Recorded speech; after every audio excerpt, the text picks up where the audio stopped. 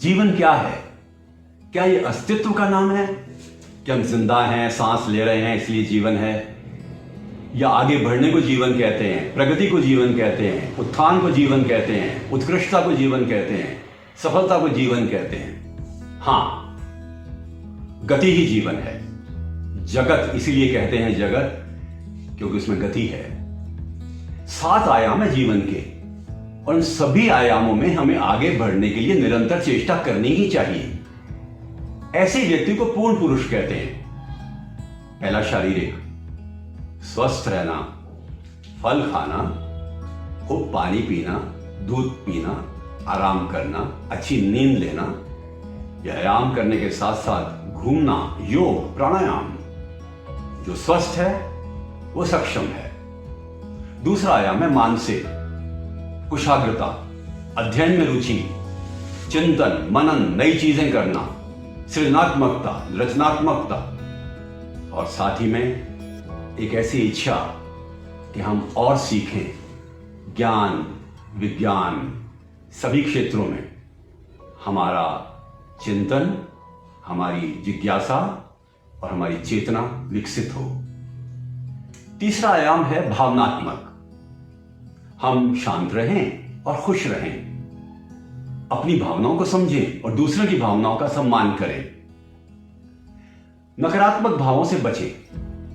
चौथा है आध्यात्मिक, अर्थात अपने स्वयं के आध्यात्मिक और धार्मिक जीवन को एक रूप दें। पांचवा है पारिवारिक। कहते हैं जैसे माता पिता की सेवा की, उसको किसी तीर्थ में जाने की जरूरत ही नहीं है। भाई बहन, पति पत्नी के बीच के संबंध निश्चित रूप से ऐसे होने चाहिए जिसमें गिविंग यानी देन देन हो। प्यार और व्यापार में अंतर क्या है?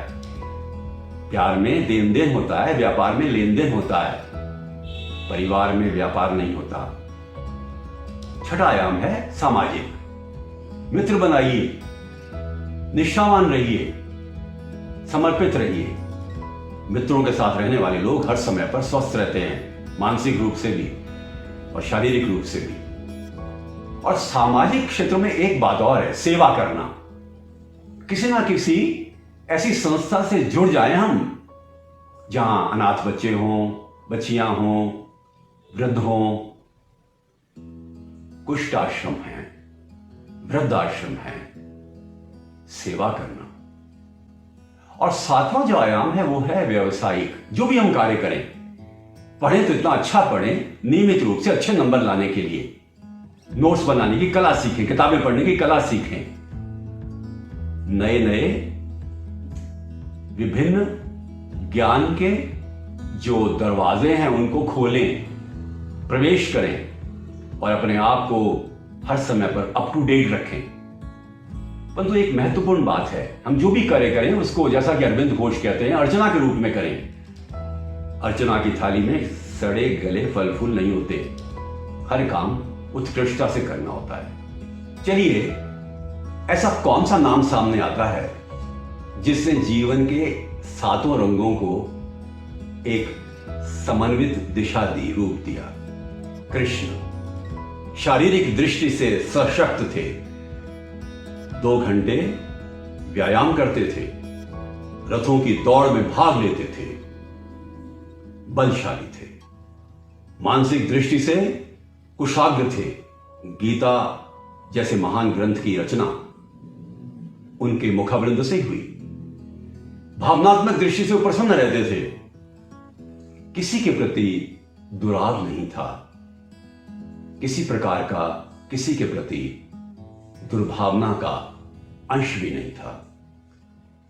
आध्यात्मिक दृष्टि से वे ईश्वर के मित्र थे और स्वयं भी ईश्वर जैसे ही थे। 5वां, वो परिवार के सभी सदस्यों के साथ प्रेम पूर्ण व्यवहार रखते थे। वो सबके थे और सब उनके थे। 6, वो अर्जुन और सुदामा जैसे दोस्तों के दोस्त थे, सेवाभावी थे।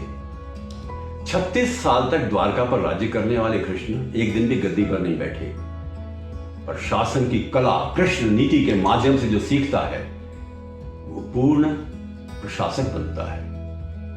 प्रेरणा लेनी चाहिए हमें। प्रश्न उठता है कि इंद्रधनुष का उदाहरण क्यों? उत्तर है सभी रंग हैं उसमें, पर इंद्रधनुष में काला रंग नहीं होता। हम कालिमा से बचें, निराशा से बचें, घृणा से बचें, द्वेष से बचें, ईर्ष्या से बचें, अवसाद से बचें। यही है पूर्ण जीवन जो हमें प्राप्त करना चाहिए। है सिर्फ चेतना की आवश्यकता है।